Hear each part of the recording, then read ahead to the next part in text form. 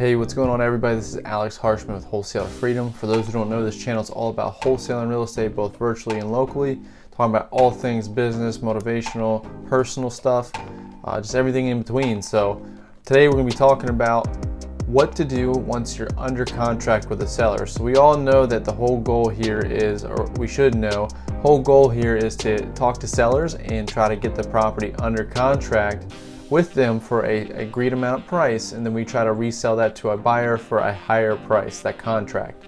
But oftentimes we don't know what to do once we're done with that first part. So we get it under contract with the seller. Now what? You know, we kind of don't know what to do from there. Do we find a buyer? Do we put it under contract with a different buyer or with a different agreement? I mean, what are the inner workings here? And so today that's what we're going to be talking about. This is important because you want to know how to properly do this process, so that way you can go out there and confidently lock these properties up and know what the next step is. And I actually got this video that was inspired by a subscriber comment, and I'll post that right here, and it goes like this. Hey man, I found you through Reddit. My question is, what is the process forward once the seller agrees and you get the house under contract? Is there a different contract that you send out to the buyer? Once the buyer signs, where does the process go from there? I'm going to continue to watch your videos because you were the first person I came across that didn't ask for a bunch of money. I'm fixing to watch your Get Started in 30 Days video to see if it answers some questions. Thanks for your time and knowledge. Hey Benjamin, I just want to say thanks for the subscribe, thanks for watching, and I just want to say, you know, a lot of people are in the same step as you in the same process. I know whenever I was in your shoes, you know, getting started, I was like, hey, I don't know what to do. Do I just go door knocking and ask people to sell their house? I mean, how do I do this? And so I hope to clear that up right now. So let's talk about the processes in between, you know, from A to Z. So first thing we got to do is market for the properties, market to the sellers, get in front of the sellers and try to negotiate a price that works for you and for them. And after that point, you lock the property up under contract with them.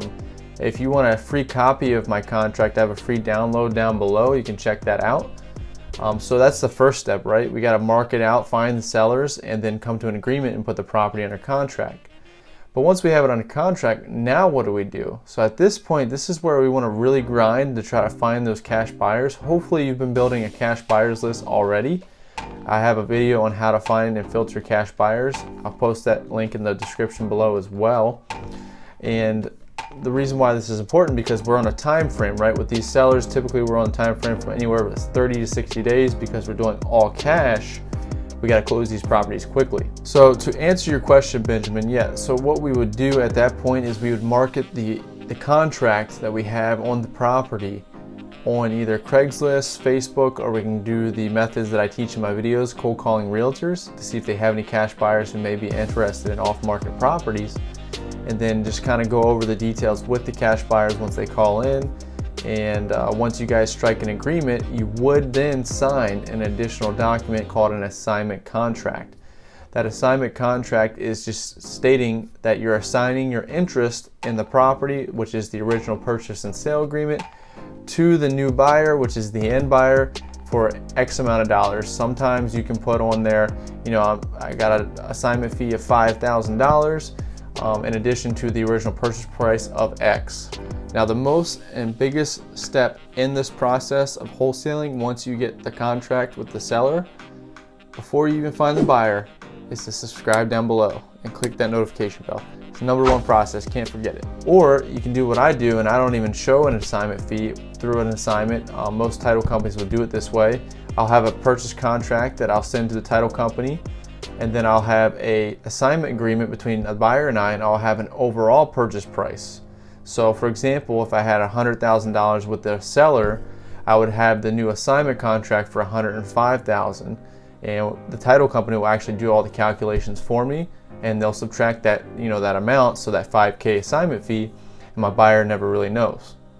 It's going to show up at closing, but they're less likely to flinch or budge, or, you know, kind of make a hassle of it if they're already at closing signing the documents. So that's my philosophy behind it. That's kind of an insider secret.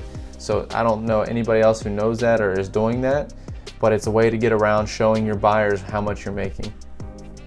Now, once you got an agreement set up with the buyer, so you have the seller agreement and now you found a buyer, you come to agreement on a price that works for you and for them. You have an assignment contract signed with them. The next step is to forward all that information to the title company. So you can do a couple things before this. So you can send your original purchase and sale to a title company beforehand and get the title work going and everything like that. But what I recommend is you wait till you get a buyer, especially if you don't want to put down the deposit. You know, you can put the deposit with the title company. I strongly recommend it because that's actually what holds the contract valid. When you have it at a title company and you have the deposit down, that contract is now valid. But if you just have a piece of paper with no deposit down, if anybody found out, the buyer, you know, any buyers or the seller, they could really honestly sell it to somebody else. And if they put the deposit down first, then you're kind of out of the picture. So I don't agree that's how it should be, but that's just how it is. And so you run that risk by not wanting to put up that money up front. But if you have that purchase and sale agreement that's protective and allows you to back out for any reason, then you're protected. Obviously, we don't want to do that because we don't want to make a bad name for ourselves and our industry like what's been happening.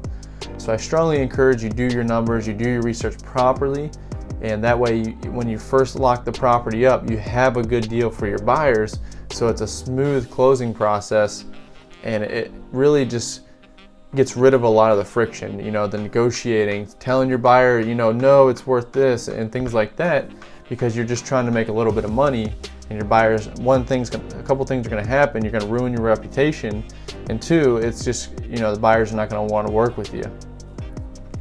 So first things first, lock up a good deal, lock it up with the seller, lock it up with the buyer, and then you can send that to the title company. Again, you can send all this to them beforehand, all the documents you already have signed, so between you and the seller and the deposit. And then once you get to the buyer, you can say, hey, listen, here's the buyer's assignment agreement to the title company. Now I want to run title and I want to, you know, make sure everything's good to go. So make sure you collect the deposit. There's a separate deposit between you and the buyer that protects you in case the buyer backs out. And that will be on your assignment agreement as well. So the buyer will put down their deposit, whatever you negotiate on. I typically don't take less than $2,500.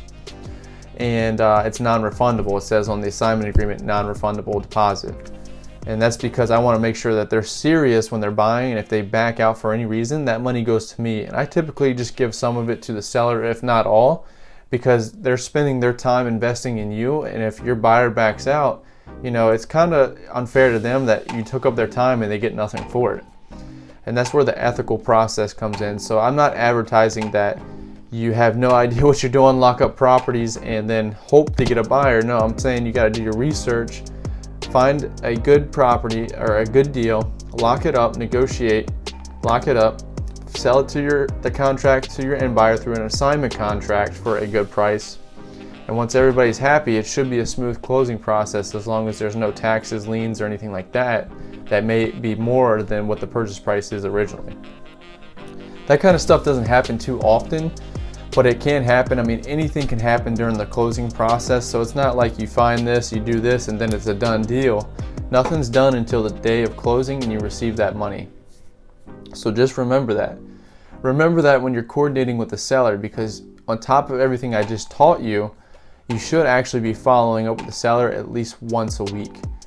And what that does is it instills confidence in them and kind of lets them know what the process is right now. So if you're telling them that you're going to be the one closing and you're working for a big company, kind of like I do, then what you do is you say, hey, listen, here's the next step that we're at. For example, we got to go out there, look at the property, and you know, we just want to make sure everything is what we talked about, because I lock everything up with the phone. I never go out to the property. That's part of doing it virtual.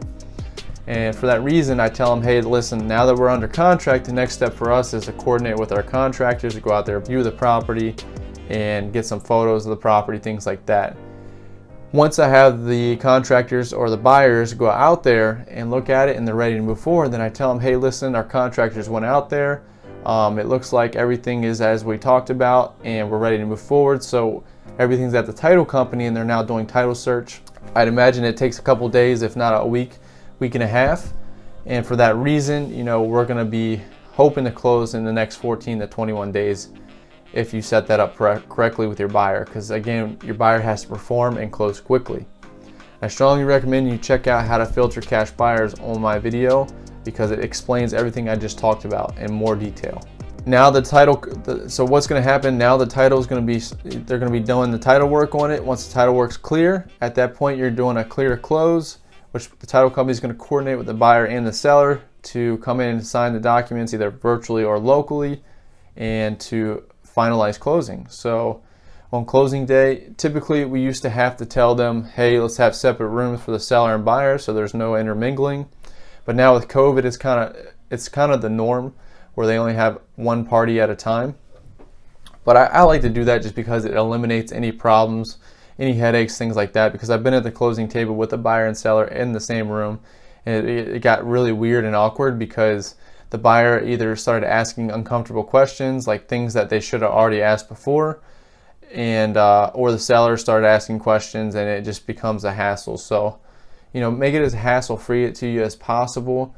At the end of the day, the reason why we do this is because we're going to solve problems. We're solving the seller's problems. So as long as we're solving the problems that they have, you know, it really doesn't matter what's going on as long as you're being ethical about it, because your business is your business, and you know, we're in the business of buying houses, right?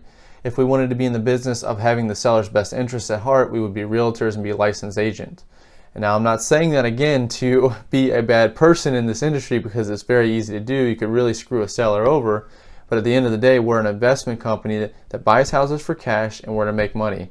And if the deal doesn't work out because of too many repairs, you know, we got to hold the seller accountable for those things that they tell us. And that's why I get a number from them whenever we're getting estimated repairs. I don't care if it's a ballpark number or whatever. I get a number from them because they're going to be accountable. They know the property better than we do. By the way, how many repairs does that property need? Does it need any updates, work, anything like that? Oh, I need some flooring, carpets. Okay, cool. Well, how much does that cost? Oh, I have no idea. But I mean, give me your best guess. It's going to cost between 5 to 10,000, 10 to 15. Oh, it's probably about 5 to 10,000. Okay, great. Oh, hey, Mr. Seller, by the way, we went out to the property, our contractors did, and we found that the actual property needs more than what we talked about. It needs around 20, 25,000. And for that reason, this is where we need to be in price. Now we're getting into a whole new advanced subject where we renegotiate to make the numbers work for our end buyer, because maybe that's the only offer we got. And so that's a different video for a different time, and it's a little bit more advanced. It's kind of insider secret. But you know, I gave you all the tips there and everything in between. So once you get the closing done and the documents are signed, you can have them wire the money to you, or you can have them send you a check if you're not there locally. I typically like the wire because it's quick and easy, but I do like the checks to take pictures of them, show people, just to, you know, for social proof, because a lot of times, you know, you say you do these things and people don't believe you. That's their fault, whatever. But you know, I like to show that for credibility. And it's really good to have. Like, I have a couple of pictures of the checks on my wall over here, and they motivate me each day. So just comes to personal preference. I hope that answers your question, Benjamin, and others who had the same question. If you would like to see me answer your question on a video just like this, please let me know. Put it in the comments section below, and I'll be happy to answer them either in a video or in a comment. I will personally respond to each and every one. If I don't, hit me up again. It's probably because I didn't get the notification, but I check every day. So as always, if you found any value out of this video, please subscribe down below. Click that notification bell. That way you get notified of any time I post videos just like this. And I hope to see you all in the next one.